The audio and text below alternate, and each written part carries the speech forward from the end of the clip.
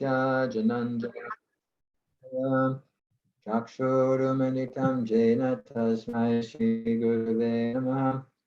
Namo Om Vishnu Padaya Krishna Prestaya Bhutale Shrimate Bhakti Vedanta Samanita Namane Namaste Saraswati Deve Gauravani Pacharine Nirvasesha Sunyavadi Pastatya Deshatarine Jaya Shri Krishna Chaitanya Prabhu Nityananda Shri Advaita Gadadhara Shivasari Gaura Bhaktavinda Hare Krishna, Krishna Krishna, Hare Hare, Hare Rama, Rama Rama, Hare Hare.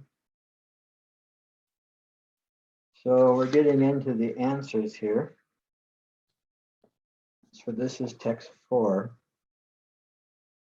Oh, Abhutanam Shado Bhava Purusha Chadi Daivatam adhiyajña ham evatra deha vitamvara. O best of the embodied beings, the physical nature, which is constantly changing, is called adhibhūta, the material manifestation. The universal form of the Lord, which includes all the demigods, like those of the sun and moon, is called adhidaiva. And I, the Supreme Lord, represented as a Supersoul in the heart of every embodied being, am called adhiyajña, the Lord of sacrifice. So, Asmita, one paragraph for us. Hare Krishna Maharaj. Sure. The physical nature is constantly changing. Material bodies generally pass through 6 stages. They are born, they grow, they remain for some duration, they produce some byproducts, they dwindle, and then they vanish. This physical nature is called adhibhūta. It is created at a certain point and will be annihilated at a certain point. The conception of the universal form of the Supreme Lord, which includes all the demigods and their different planets, is called adhidaiva. And present in the body along with the individual soul is the Supersoul, a plenary representation of Lord Krishna. The Supersoul is called the Paramatma, or adhiyajña, and is situated in the heart. The word eva is particularly important in the context of this verse, because by this word, the Lord stresses that the Paramatma is not different from him. The Supersoul, the Supreme Personality of Godhead, seated beside the individual soul, is the witness of the individual soul's activities, and is the source of the soul's various types of consciousness. The Supersoul gives the individual soul an opportunity to act freely and witnesses his activities. The functions of all these different manifestations of the Supreme Lord automatically become clarified for the pure Krishna conscious devotee, engaged in transcendental service to the Lord. The gigantic universal form of the Lord, called adhidaiva, is contemplated by the neophyte who cannot approach the Supreme Lord and his manifestation as Supersoul. The neophyte is advised to contemplate the universal form, or Virat Purusha, whose legs are considered the lower planets, whose eyes are considered the sun and moon, and whose head is considered the upper planetary system. Ananteshwar, can you mute everybody? Some people.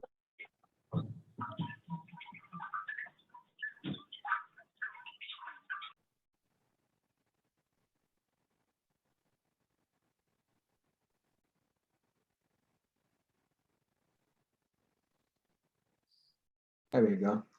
Yeah, there's a little bit of background noise there. Sorry, Asmita. A little background noise. So anyone have any comments or reflections on this? Or anything that doesn't set right with them? So the best embodied beings, that's Arjuna. The physical nature, which is constantly changing, is called adhibhūta, the material manifestation. So when we're reading the Bhagavad Gita, again, we have to understand that, as I've mentioned many times to this group, in the introduction, Prabhupada says that we should theoretically understand that Krishna, the Supreme Personality of Godhead, is speaking. And therefore, if it is actually the Supreme Personality of Godhead speaking, then that knowledge which is coming from him is absolute. The Supreme Lord is the absolute truth, and that which he says or states is also the absolute truth. So here the verse begins with physical nature, and it's making a statement that the physical nature is constantly changing. Can anybody understand that? Can you understand that the material nature is constantly changing? Would you have any arguments with Krishna on the nature of this manifested world, that it's constantly changing? Can we agree with that? That it seems like a authorized statement? The universal form of the Lord, which includes all the demigods, like those of the sun and moon, is called adhidaiva. Anybody ever seen a demigod? Do you believe they exist?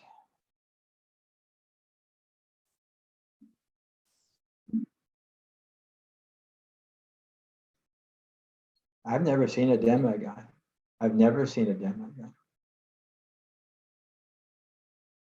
Why should I think why should I believe that? Why should I believe these words? I mean, accepting that they're coming from Krishna. What is my empirical evidence? Where's my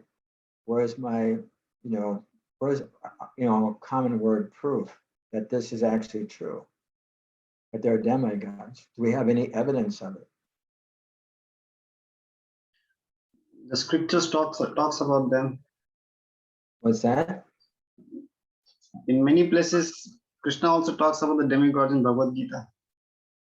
Yeah, so Krishna talks about he's talking about it here, but have we ever, have you, I mean, I talk about all kinds of things that aren't real. Like me being able to enjoy something that I know I can't. So Krishna's talking about it, but what do we know about? How do we understand? How do we understand that there is such a thing as a universal form of God that which includes all the demigods, like those of the sun and moon? So how do we know? What is the symptom of their existence? Give me something that Prabhupada would say.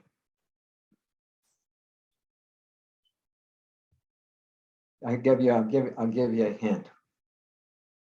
The sun actually is predictable. It works in a pattern. It has almost like a design. It has a schedule to it. The moon has a schedule to it, right? And so wherever we see something, I mean, we have our doctors on board tonight. You've heard about these free radical molecules that kind of like, they just do whatever they want. They don't follow any direction of anything. They just, volunteer. They just follow their own instinct, which is to attack whatever they can come in contact with. The sun and moon are acting actually in accordance with some laws. So when we see a law, has there ever been a law where there's no lawmaker? No. And if there is a law without a lawmaker, would you ever follow such a law? Just like if I told you the law is, well, first of all, I'd be the maker, so that doesn't count. And that's another part. Dharma Shakshat. In other words, that the laws of God, religion means the laws of God. So I can make up my laws and say, okay, it's okay to drive on, 100 miles an hour in downtown Dallas. Some people actually believe that, and they do that, but that's another story. They actually drive like 100 miles an hour downtown Dallas. And so, but the point is like, wherever there's a law maker behind it. So these planetary systems are under some kind of order. Now, did that order happen by chance, or what is it designed? There's only two options. There's basically two options to that which we see. It's either all happened by chance and is still happening by chance, and there's no direct cause behind it, or there's something behind it. There's something greater behind it. There's a designer. And There is so, a designer. what's that? Krishna has designed it. We can say that Krishna has designed it, and he's saying basically that, that's true. But again, I've never seen a demigod. But I do see the sun and moon working in a certain, what would you say, pattern. So they're under the control of something. So when we say that it includes like the demigods, like those of the sun and moon, is called adhidaiva. So another thing is, just because we don't see it doesn't mean it doesn't exist. Prabhupada was saying the other day, just like, it was on today's lecture actually, and it was saying, if you look at the water, say you look at a lake or the ocean, you don't see it. You don't see practically any living entities in there. You may see a dolphin or something come up, or a whale once in a while, but we really don't see what's going on underneath there, and so we can just say that there's nothing there. In the same way, we just because we can't see what with our naked eye, with our our eye, and what is and Prabhupada said, what is even the value of the eye? Because without the sun, the eye does not work. The eye is 100% dependent on the sun to work. You can have good eyes. You can have what is that called? 20/20 vision, whatever it is. But if there's no light, it has no value. One time on the summer trip with the teenage boys, we ended up in some place. We went into a cave. You go down and you go down into this cave, and it has like these little string lights in it, so you can see your way. And at one point, the caveman, the cave guide, I guess we can call him a caveman, the cave person, said, we're going to turn out the lights. And if somebody gets uncomfortable, just say, turn on the lights, right? And so they turned off the lights, and literally you could not see. I put my hand like this. I couldn't see. It was like, I don't know if it was absolute darkness, but it was as close as I've been to absolute darkness. I kept trying to see, and finally one gentleman said, I need the lights on, because when you're in darkness, there's a sense of fear. And the guides know that. The guides know that at a certain point, somebody's going to panic. And before they panic, they turn on the lights. And so in other words, just because we can't see individuals on the sun or the moon doesn't mean they don't exist. We can say that we can't exist on the surface of the sun because it's too hot for us. But what about a body made out of fire? We may not be able to live in the water. We can make some artificial way. We can make a moon suit and go to the moon.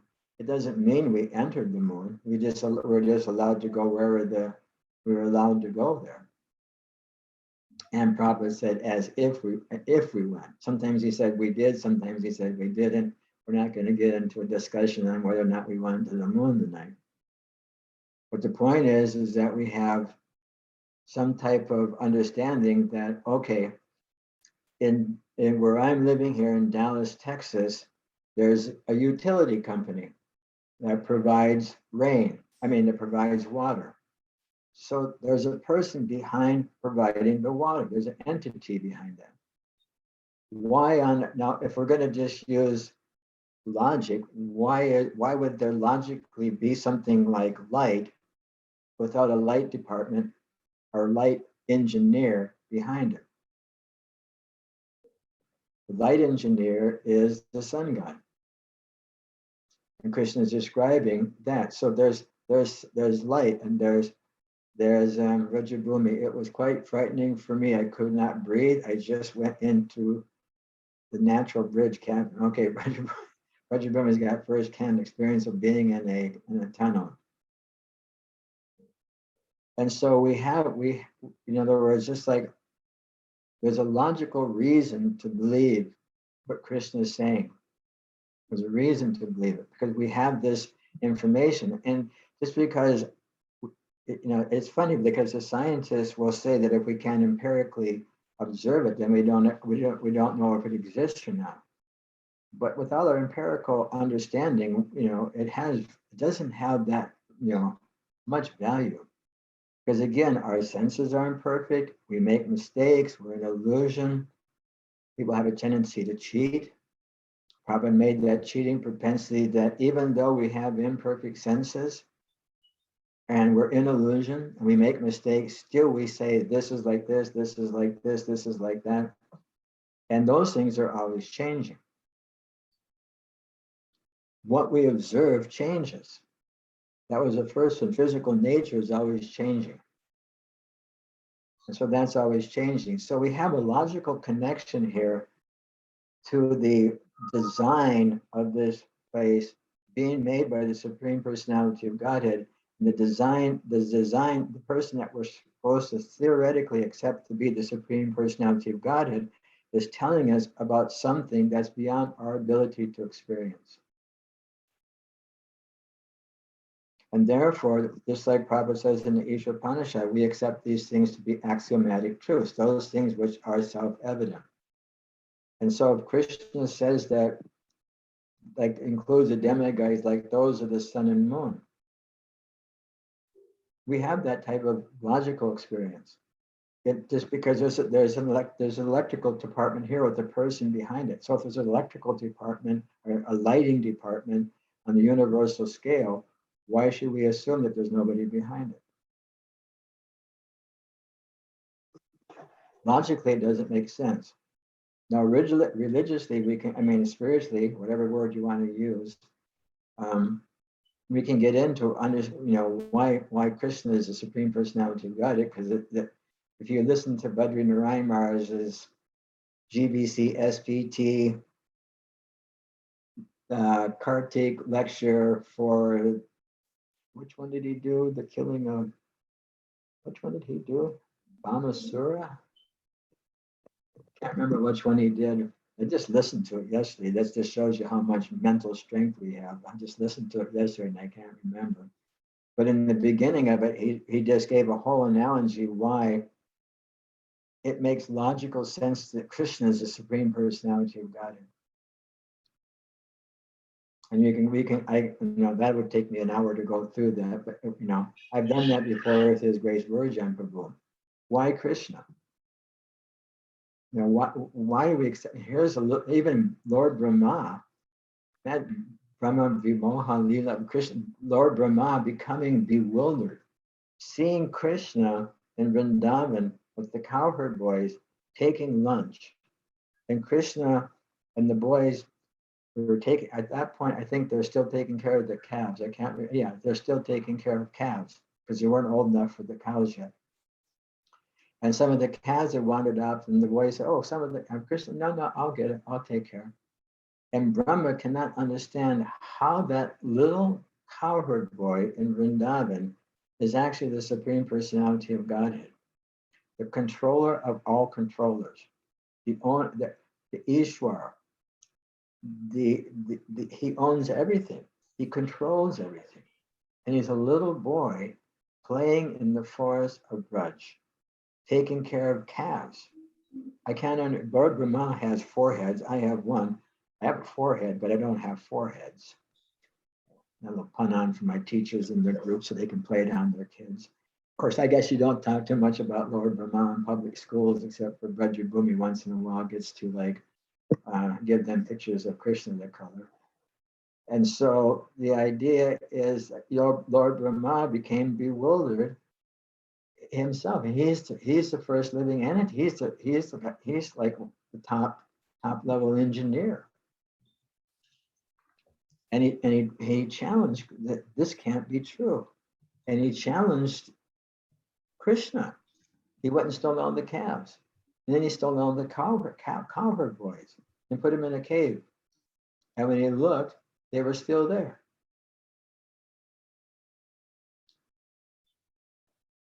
And so that we have this ability to, deny things. I don't know quite why I got on the story of Lord Brahma.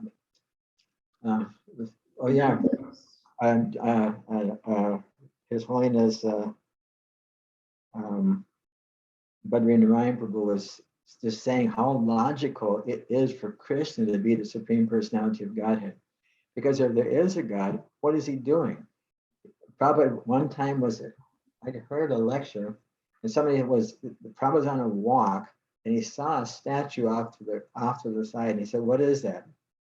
And they walked towards it, and it was a statue of Atlas holding the earth on his shoulders and struggling, like perspiration coming off and stuff.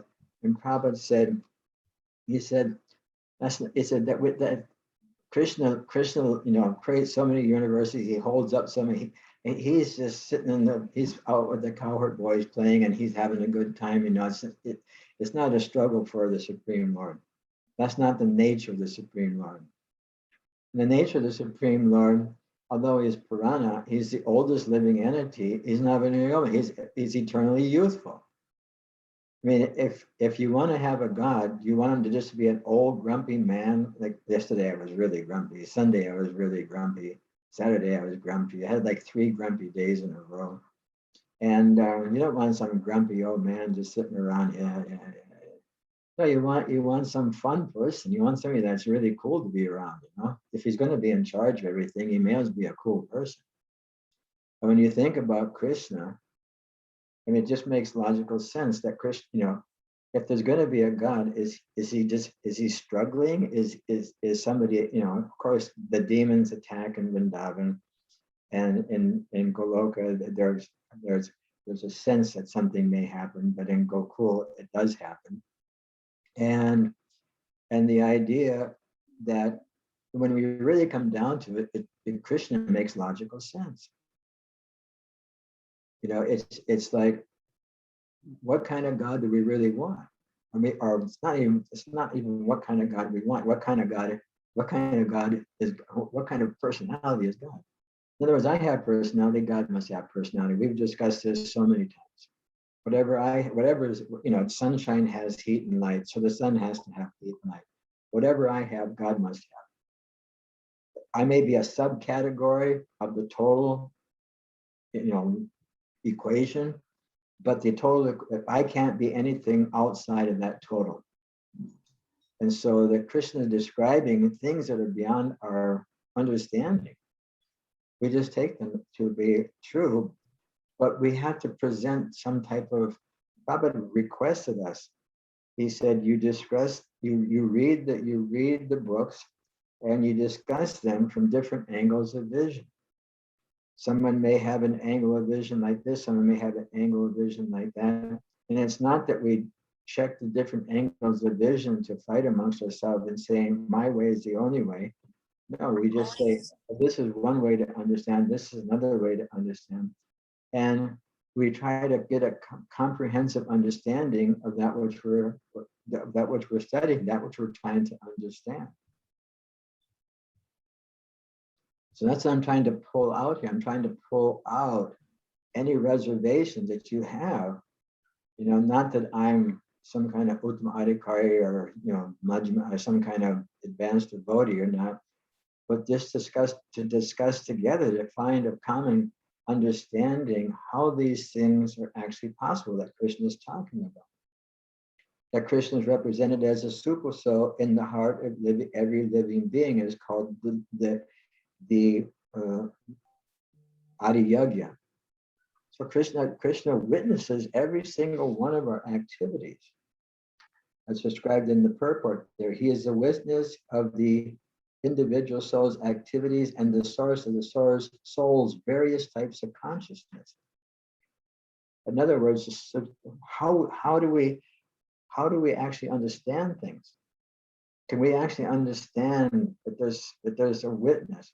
I heard a lecture a couple of days ago, and Prabhupada was saying the Supersoul. I think in Christianity they call it Holy Ghost.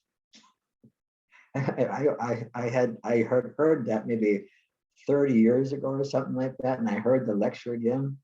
The Christian call him the Holy Ghost. In other words, that person that kind of inwardly guides us.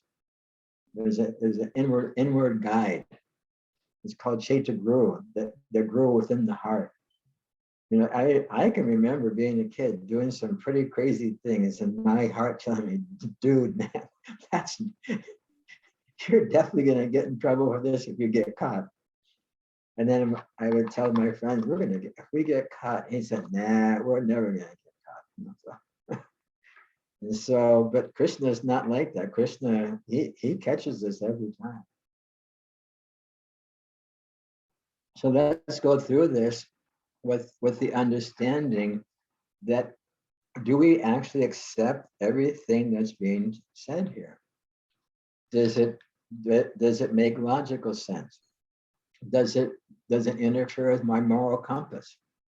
Does it reflect my, that which I can even culturally accept? Because there's a lot of things in scriptures. I mean, Krishna is known for being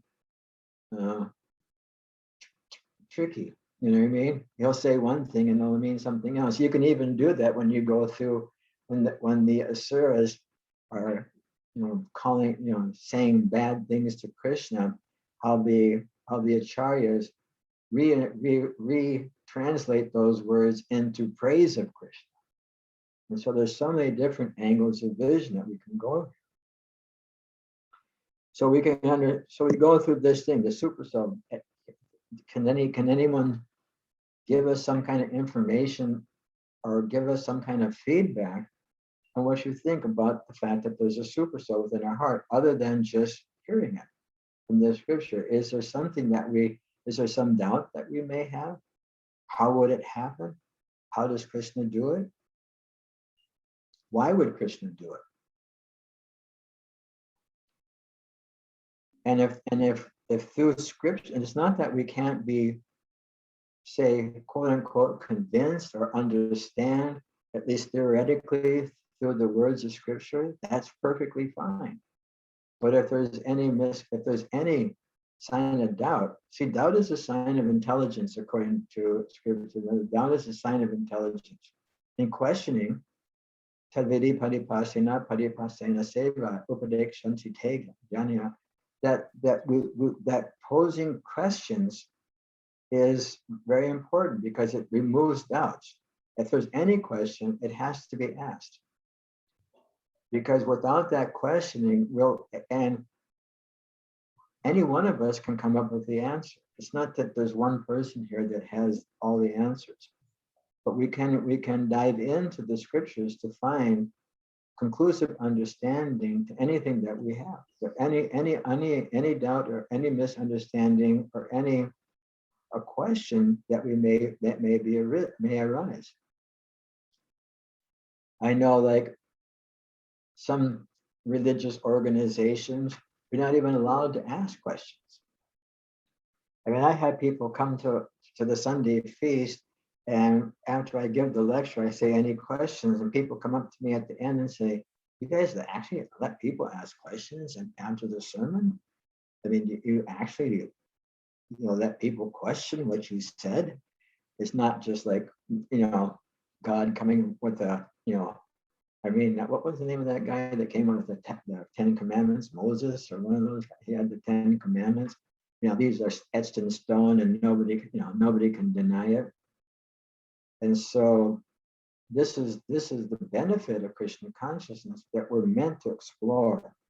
We're really meant to explore, and that's the first instruction Prabhupada gives us in the first verse purport to the Bhagavad Gita. And that is, I don't know how many times I read this to this group, Bhagavad Gita is the widely read theistic science summarized in the Gita Mahatmya, glorification of the Gita. There it says that one should read Bhagavad Gita very scrutinizingly with the help of a person who is a devotee of Krishna and try to understand it without personal motivated interpretations. That doesn't mean that we have to understand. We have to try to understand. We have to try to understand this information that Krishna is giving us. And how is that to be done? By really going deeply into the teachings that Srila Prabhupada has explained, is giving us here, and the words that Krishna is telling us. So the super soul in the heart. I mean, it's almost like, I don't want to say that I've experienced a Paramatma, but I've definitely heard people, somebody inside telling me, this, if you're going to do this, do it with great caution. I've heard those words. I've heard, it's not like when Kamsa was taking his Devaki down the road, and all of a sudden, some words came out of the sky that the eighth son of Devaki is going to kill you. It's not like that. It's just something inside telling me, oh man, oh, you really sure you want to do this? And so I can accept that there's something inside me. There's some entity, there's something, some guiding principle within, that must be seeing not only what I'm seeing, but what my mind is seeing. That's a pretty powerful witness. In an introduction, Prabhupada says that the Lord knows our psychic movements. Yes, Sri Rupamanjaya. Hare Krishna Maharaj. I love that you said about the questions. That was the whole reason that I came back after my first program, because like you said, I had never heard anything like that before. Mm-hmm. But when you were just speaking now, and you were speaking about the witness, how Krishna is the witness, and then you said, because while you were reading that, I was thinking that it's interesting that Prabhupada says the word witness here, and then you spoke about how you felt a guide. And I thought it was interesting that he didn't say the word to guide us, but to witness, almost as if it's, like once we know that and we feel that, then the guide is our consciousness almost, right? Because yeah. Witness and permit is what the super soul does according to Bhagavad Gita. It witnesses our activity and it permits us to do that which we're allowed to do in this lifetime. But it's just, like here Prabhupada says that, where were we reading? He's the witness. And so, it's just like if someone's my friend and I see them about to do something really, really foolish, I'm just going to say, man, don't do that. It's just not going to be good for you. It's just not going to be good for you, right? And so that means that entity that lives within us is actually our friend. I've never felt that conscious entity in me. I've seen my false ego tell me to do all kinds of crazy things. I mean, even today, even just a few hours ago, I'm not going to tell you all the things my false ego was telling me, but I've never experienced that conscious entity in me telling me to do anything bad. It's only been when I'm about to engage in that which my false identity wants to engage in, that witness knows it's not going to be helpful for me, steps in and says, hey, wait a minute, dude. Is this what you really want to be doing right now? I mean, do you really want to do this? And so, I mean, I've never had it say, yeah, go out and get a 6-pack and have watch the football game. I've never, I mean, it's never said that to me. It's always been the right thing. It's never been the wrong thing. For the super soul, I mean, that's the super soul. And that's Krishna.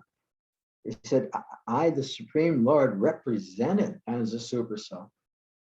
And Prabhupada gives an example, just like, of course, that's for the spiritual master, and even avatars, they represent their expansions or partial expansions, and we're minute expansions from the Supreme Lord.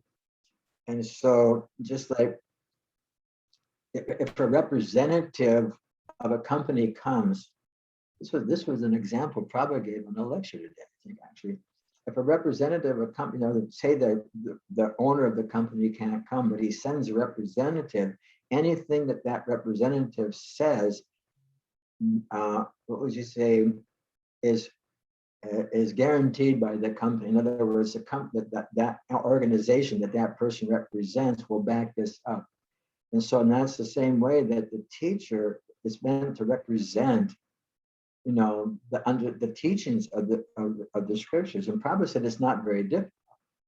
He said it's just like being a postal peon.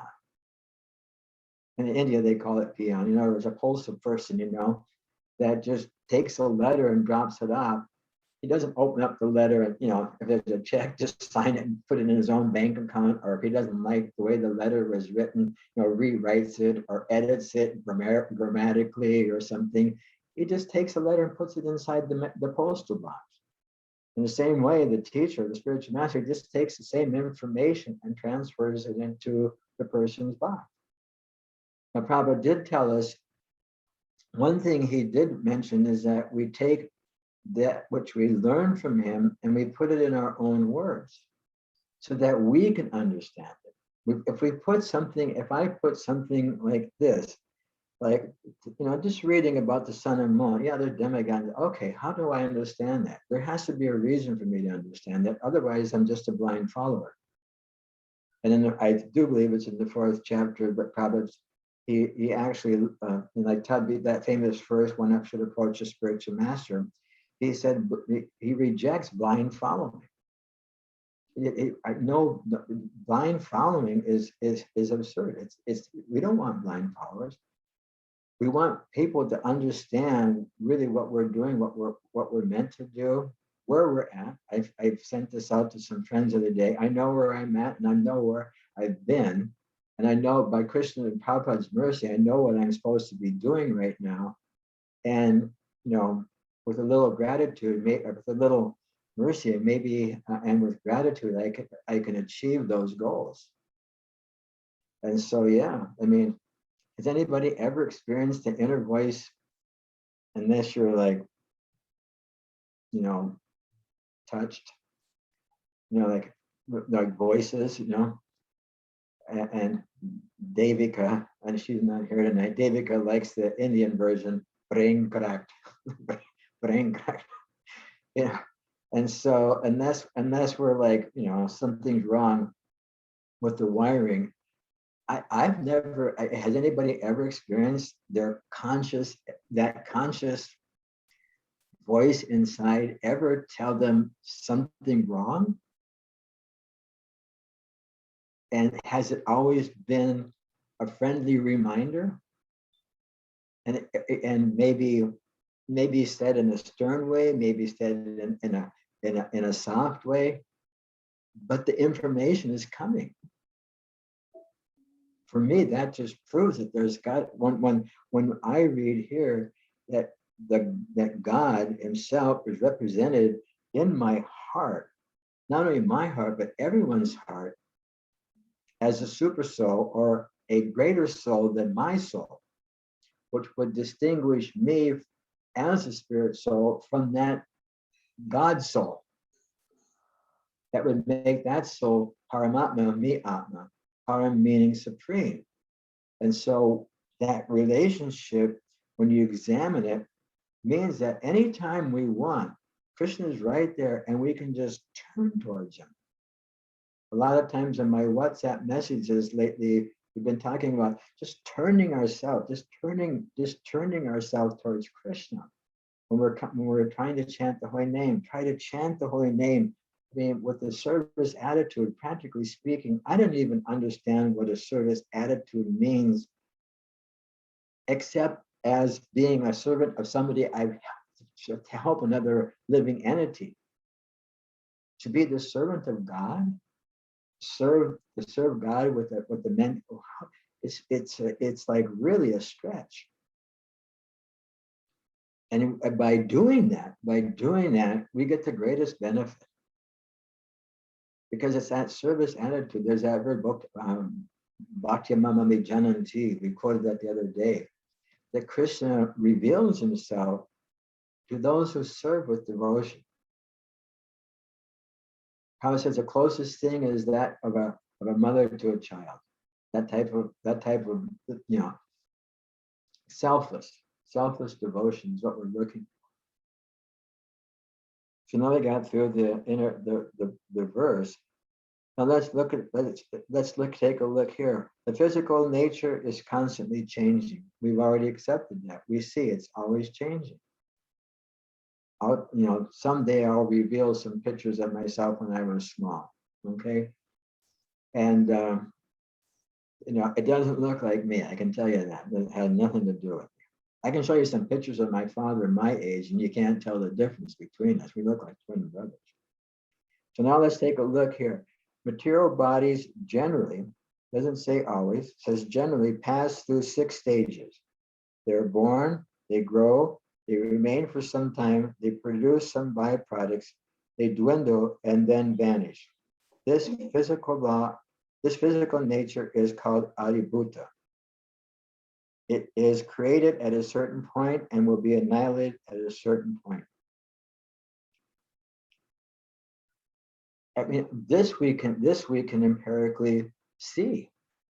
We don't even have to go.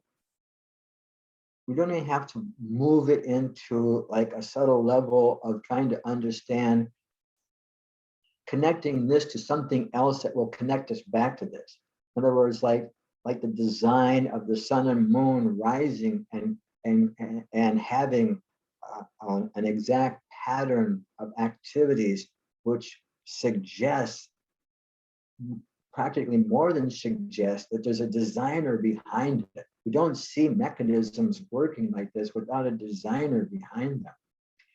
And so this one here doesn't even have to have, you don't even need something else to assist it.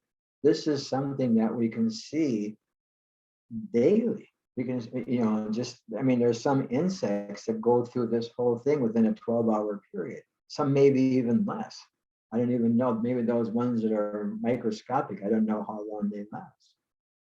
But this one we can see. But I'm really trying to get everybody to like bring out what they're understanding from this. What are we meant to understand? What are we meant to understand that, okay, generally, the material body generally passes through 6 stages: born, grow, remain, produce byproducts, dwindle, and vanish. What that's something Prabhupada mentions many times. What is it there that we're supposed to understand? Say it in our own words. We can say it in our own words. In other words, put it in what do they call that? There's different tenses. I'm born, I grow, I remain for some time, produce some vibe, I dwindle, and I vanish. So now it becomes a personal situation for me. I took birth. I grew. I can show you that now. No, I don't have the lines on the wall on the doorway anymore. That house is long gone. But we have all these things available to us. But now I'm at the point where I didn't produce any byproducts. That I know. Oh, I'm not supposed to say that that's a bad joke. And they dwindle. I think I'm on the downward side of the changing body exhibit, 69 years old. So maybe I'm dwindling. But what's next? So now because of this purport, it's given me a vision. It's like seeing, it's like somebody at the Festival of India seeing the changing body exhibit, and me standing on it, sitting on the chair there saying, where are you on this exhibit? Right? Where are you on this exhibit? And they all look, and then they find themselves. And I say, what's next? And then they automatically take a Coming Back or Second Chance book or something, because it's such an interesting thing to see something going from being in the womb to taking birth as a little tiny baby, being in diapers or whatever they call them, Pampers, whatever, and then slowly going until he's like a young man with books, and then he's a businessman. Then he's got he's earned a big sack of money, and all of a sudden he's on a cane. Next thing you know, he's like almost a skeleton. Then he is a skeleton, and then it goes into the next womb. So where are we on that thing? It puts the information, the knowledge right in front of us. So now we're faced with this. What am I going to do with this? How am I? Is it, I accept this. Now, is this something that I want to go through again? And is there a way to come out of this?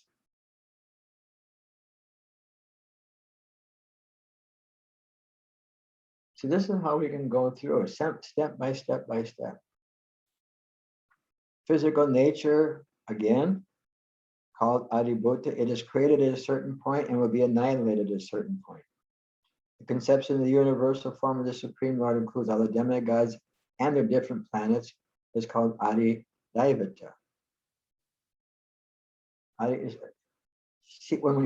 Again, it goes back to that same thing.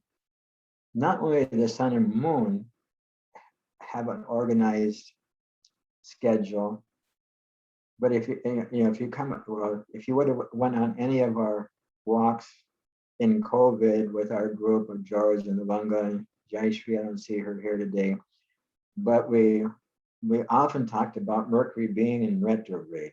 There were many comments about Mercury being in retrograde. So Mercury would, every day Mercury was everyone, anytime anyone was having a bad day, it was always Mercury in retrograde.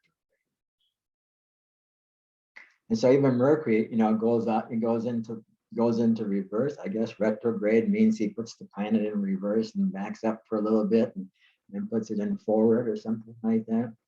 So all the planetary systems are like that.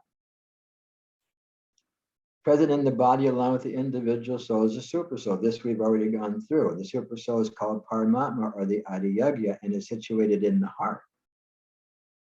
The word eva is particularly important in the context of this verse, because by this word, the Lord stresses that the Paramatma is non-different from him. So just imagine when we're reading this, if we can just understand that, how do you feel that God resides within your heart? What does that work? Does that give any type of relief? Just knowing that there's a possibility that the Supreme Being, who is the Supreme Controller, the Supreme Knower, the Supreme, Supreme Kind living entity, loving living entity, is simply residing within our hearts, right next to us. And as the Supreme Personality of Godhead, that Supersoul is witnessing, is seated, seated in the heart, and is witnessing the individual's activity and the source of the soul's various types of consciousness. Because just to explain that a little bit, our subtle body and our individual soul is carried to the next body. This will be later on in the Gita, by the Supersoul, because the Supersoul understands our consciousness. It understands there's practically, unless we have a dishonest heart, if we have any kind of dishonesty in our heart, then the Supersoul knows us better than we know ourselves. If we're not even honest to ourselves, then if we can't even be honest to ourselves, then the Supersoul will know ourselves better than we know ourselves. Therefore, the best thing to be is honest with ourselves. We can just be honest with ourselves, and I don't want to just say accept our lot in life. That's not what I'm trying to be here. Just honest with ourselves so that we can take ourselves to the next step of spiritual understanding.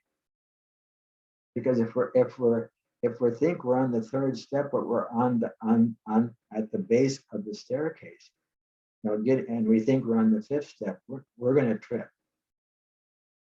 We're going to slip off that step, and we don't want to slip off that step. We want to make sure our steps are in order. And so this is the super soul gives the individual soul the opportunity to act freely and witness his activities. The function of all these different manifestations of the Supreme Lord automatically becomes clarified for pure Krishna conscious devotees engaged in transcendental love and transcendental service to the Lord.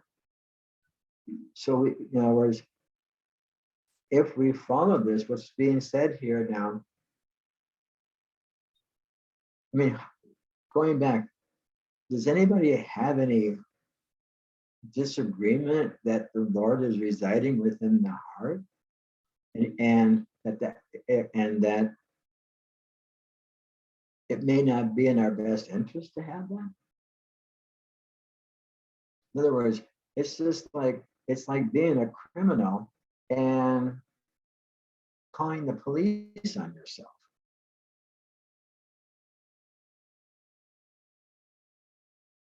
You understand? In other words, it's just like I'm a criminal. I'm committing crimes, and I call the police station and say, "Hi, this is Ritava just from me. I'm going to go to the, I don't know what is it?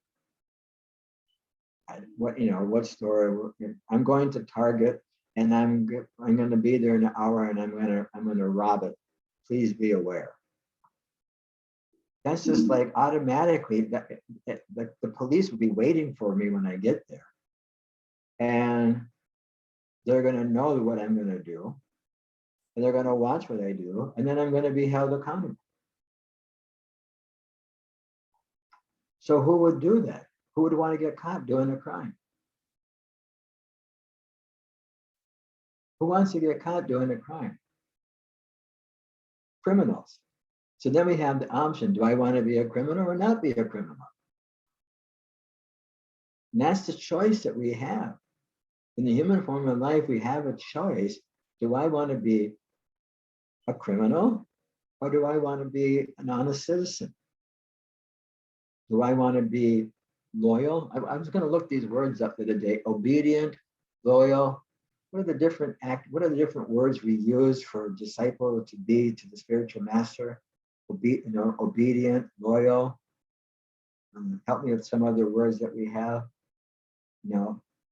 We have this sense of loyalty, the sense of obedience, the sense of having integrity.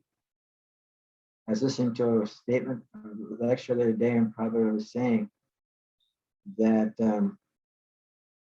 you promised me to follow these regulated principles and chant 16 rounds a day. Why would you do that if you don't have the determination to do that in this lifetime? If we're going to take initiation from the spiritual master and promise to do something, but inwardly we know we don't have the determination to follow through with that, then why he was questioning the disciples there. Why would you? And it was a silent moment. I can tell you, it was a very silent moment in that atmosphere. And so basically, we have to have that that enthusiasm that sustains our determination and the patience that it takes to obey the orders of the spiritual master, keep that commitment to the spiritual, be loyal to the teachings of the spiritual master. And Prabhupada even says, question. Even if you don't agree with what I'm saying, bring it up. Bring it up. Say it. Because if you don't say it, it remains a doubt within the heart, and that doubt will fester into a fence. That's how the process works. So loyalty, obedience. I know there's other words I was thinking. I should have wrote them down. I shoulda. I keep saying that word. But it's a nice conception. It's a very nice conception. It keeps us on our guard. Let's see. So this will be clarified. In other words, this relationship, all these different things, the demigods, the relationship with the Supersoul, everything will come through the purification of consciousness, which means taking shelter of the holy name to get that purified. The gigantic universal form of the Lord adhidaiva is complete, contemplated by the neophyte who cannot approach the Supreme Lord in manifestation. So we can see the Lord. It's described that universal form, the eyes, the moon are his eyes, different, the arms and legs, different things like that. So we can see, we can contemplate the universal form. It's almost kind of like a pantheistic approach to understanding. In other words, just through nature, try to experience that this is beyond me. This is something greater than me. How the material nature is working. What is it? Adhidaiva. How this material nature is actually working beyond my ability to understand. It's something so much greater than me. And then we can have some type of appreciation for that. Then we can go to the next step. And the rest of the purport is just explaining the legs are considered the lower planets, eyes are considered the sun and moon, and whose head is considered the upper planetary. So we can experience this universal form, and by understanding its greatness, we can understand that there's something greater than me. It's really hard to understand that there's something greater than us. I know it's a challenge for most people to think that there's something greater than me or something more important than me. But there is. And that's what's being brought out here. So we read Prabhupada's books with this type of scrutiny, putting ourselves in the words of Prabhupada's purport, putting ourselves in the words of Krishna, putting ourselves in Krishna. What is Krishna saying here? And if we can't understand it, then we need guidance. There's so many things I don't understand. I got a lot of people on my call list. I got like a speed dial for like a number of my, guiding lights in my life. That because there's so many things everybody has.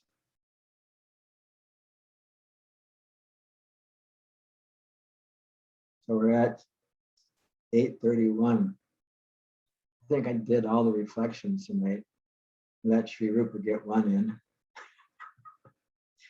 But I just like to show how reading and contemplative reading, and do I actually accept it? Prabhupada says some quite controversial things. The Bhagavatam says quite controversial things about the structure, how the universes are coming out. When you really examine it, it just makes as much, the cosmic manifestation itself, just the cosmic manifestation itself, according to the Bhagavatam, where Krishna is there and expands himself in the Balaram, quadruple, then Mahavishnu, then Garbhodakshi, then Shiradakshi Vishnu, and then Brahma is created, and then from all these different things. That's, if you tell that to somebody, they're going to say, oh, it's a fairy tale. What's more of a fairy tale than that? And there was nothing, and then there was something, and that something became life, and that life didn't like the way it was living, so it became something else. It mutated, kind of like the COVID virus. We're just an expansion. We're just a billion years later after the first COVID virus. Basically, what the story isn't any more fantastic from the Bhagavatam than it is from the what do they call those people? The Darwinian people? Creation theory? What is it? What do they call that? What is Darwin's theory called? Theory of evolution. Huh? Theory of evolution. Sorry. Say it, say it. There's two people are saying it. Say one. Theory of evolution. Yeah, theory of evolution. There was nothing, absolutely nothing. Then how something came from nothing? There was a little boy. He plays his flute in the forest. He's got lots of friends, and he's tending the cows, and he creates all the universes. But he's just, that's just his external energy.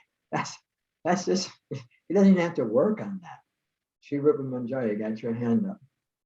Sometimes I feel like there are things that I can't understand, but I have comfort knowing that they're there, right? Like how you're speaking about, like when I first started reading Prabhupada's books and I started reading about creation, my head started spinning, and I was like, okay, I know, like my phone, like I know that my phone works somehow, but I don't need to know exactly how it works, but I have faith that it works and it's okay, right? Yeah. Like I can move on from it and still be okay. Like I feel like sometimes, but then I think like maybe I should know, some of these things, but then I get mental about it and I'm like, so if it disturbs my mind, but I have faith and comfort that it's there, is that okay?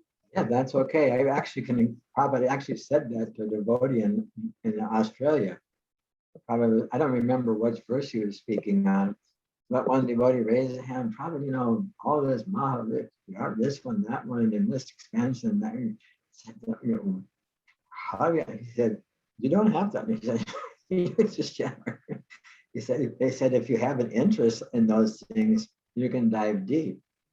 But if you can have just a simple faith that, somehow or another, Krishna has arranged to work like this, somehow or another, Apple Corporation has developed this phone and I can send messages to my whatever, so be it. That's okay. But for the inquisitive soul, everything is there. And we all have our nature. It's just like I keep trying to go outside my nature, and that's where I find difficulty. You understand? In other words, if I try to remember all the different aspects. I've read so many things. I've read all Prabhupada's books so many times. And some people read Prabhupada's books and they remember every single chapter by name. Practically they can pick out different verses from each chapter to explain different things. That's why I just keep reading the Bhagavad Gita over and over and over again. I figure maybe this whatever RAM I have, in my computer up here, whatever space, what do they call that? RAM space? Isn't that, whatever RAM space I have here, maybe the 700 verses will somehow or another stick in there, but the 18,000, I don't think there's enough room for. But what to speak of, I don't even know how many verses in Chaitanya Charitamrita. You just try to read the first chapter of the Chaitanya Charitamrita with the aspects of Guru, and you could spend a lifetime just trying to figure out what's being said. With my capacity. Just the level of Guru that are the aspects of the absolute truth.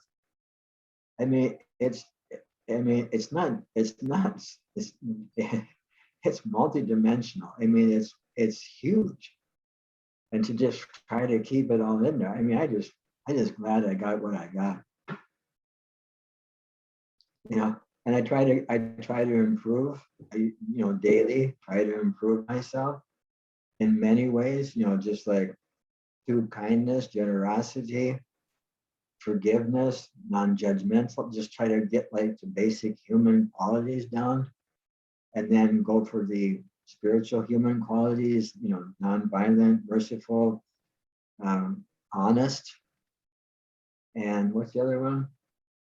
Austere, and try to perform some type of austerity to, that will help me in my spiritual life, because I mean, it's cool to know those things, and I like it when I hear devotees go through it and stuff like that. If they're doing it, especially through realization, and I don't want to say they're realized souls, because I'm not a realized soul, so I can't say who's realized and who's not. You have to be to know who is. And so the idea is that when you hear people speaking from realization, like one of my friends, Patient Bardimar, says, you have good common sense, Maharaj. You have good common sense. If I need some common sense, I'll come to you. If you need some verse quoted from somebody, go to Bhagavad. Bhagavad knows like 40,000 verses or something. I don't even know how many verses. I mean, it's in the thousands. It's in the thousands and thousands of verses. And so that's okay. I mean, it's okay to be you. But a you that's aspiring spiritually and is actually endeavoring, we're actually meant to endeavor for purification of heart, clarification of heart, purification of heart, and cultivate a desire to serve Krishna, to serve the spiritual master, to really want to give our heart to the service of Krishna. I mean, it's really hard. I was thinking the other day about love, one of my mental speculations. And what do I really love, and how is that love expressed, and how am I going to learn that for Krishna, except by hearing about Krishna? I mean, it's just, it has to be oral, submissive oral reception needs to be there. And so, to give a long answer, it's okay. It's okay, especially if you have the faith.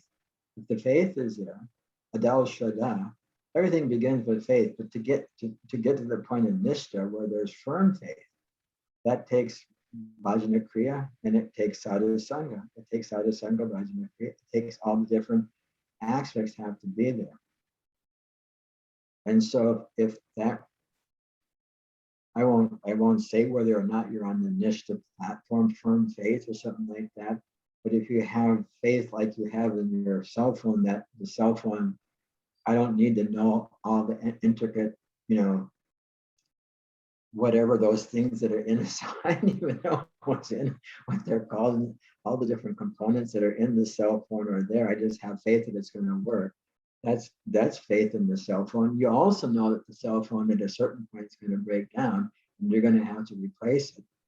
And so that's another type of faith. And so,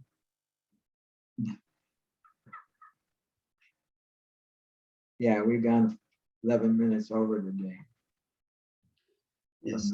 And Teshwar is going to subtract. We're going to start at 7:45. But you see what I'm saying, Rup Manjari, it's okay, but we also have to know that that there may be something that come up that we need to know. So we should always be reading Srila Prabhupada's books. I mean, and I'm not saying 24 hours a day. I mean, Vaisheshik, I listened to his classes the other days. I was watching GBC, SPT, Kartik stuff. Then on the bottom YouTube, it says Vaisheshika and Silicon Valley live. So, okay, I can watch this later. I can't get, let me go to Vaish. Vaish was saying that because they did the Sunday feast or the Friday program, and they just read the Bhagavad. They just read, and then they go to verse to verse. And when they finish a chapter, the whole temple room's like applauding. It's like really fun to watch because they're all applauding. If they finished a chapter, it's a major event. They just keep on reading again. And on Sunday, he said because he's leaving, he left today for the UK, and he was going to come back in November. And he said, "No, it would really be nice just to come back here and just do this again every day." He said, "And all day, just read Prabhupada's books all day long. It'd be just so nice, just to read." Because when you think about what Prabhupada did for us, the way to pay that debt, the way to pay that debt of him giving up his, life. I don't know if we can say life blood to give the Bhagavad purpose. The way to repay is to read his books. Just really read the books. I think I sent out something on WhatsApp, did I send out that little thing? Probably saying I had done, I've given some, it was really, talk about, if you hadn't read any of Prabhupada's books for the last, 15 minutes, you think, I gotta open one up right now. It was just Prabhupada in that, Prabhupada had a light side, but he also had this I don't want to say deathly grave, but, seriously grave nature side to him. And that little WhatsApp message was really, really deep. Because Prabhupada's, he put his heart into it, and that's his heart. Please read Prabhupada's books every day. And read it in such a way that you're, like, I was trying to remember words and say, read it in such a way that it's telling me something today. What I'm reading right now is telling me something that I need to know. I don't know if any of you have ever joined the Hare Krishna movement and lived in the Hare Krishna. I remember when I joined the Hare Krishna movement, every single day I'd wake up with some kind of maya. I'd be in some kind of maya, and almost out the door or whatever. And the Bhagavatam class every single day without fail for like the first whatever number of years it was that I wanted to bloop. Every single day, the verse would be on exactly what I was wanting to just like, I can't stand this. Krishna, you can't keep me trapped up like this. This isn't fair. And it would be just like completely explained every day in the Bhagavatam class.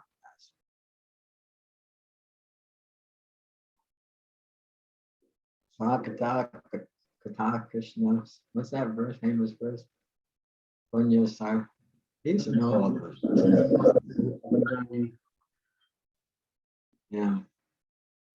So please read Prabhupada's books, scrutinizing them. We can read other books, we can read other versions, but we scrutinize them. We study Srila Prabhupada's books because we're getting the association of Srila Prabhupada. I want the association of Satrup Maharaj. I want the association of Radhanath Maharaj's books. I want Giriraj Maharaj. I want everybody's association. But I need. But there's a thirst that can be quenched from Srila Prabhupada. That no one else can quench that. Impossible. Okay, now I really went over the day. It's a good way, isn't it? It's good. I see looks like they're mostly smiling because it's such a wonderful season, Kartik, isn't it? Just now I'm gonna go on a Kartik binge. I'll go off on a Kartik binge every day. I had an idea for Kartik, to do a certain thing. And the first day of Kartik, I ended up managing 6 hours. And my limit's 1. Otherwise, my nerves go shot. I start to get panic attacks. And it was like existential questions, of one of my Guru Godbrothers not understanding how to deal with one of his rebellious disciples, and a pastoral abuse case. The two things I would never want to have to deal with, And 6 hours, first day of Kartik. I said, okay, Krishna, I wanna concentrate on my japa. I wanna read as if it's telling me something. I wanna do the lamp. Okay, just do this instead on the first day.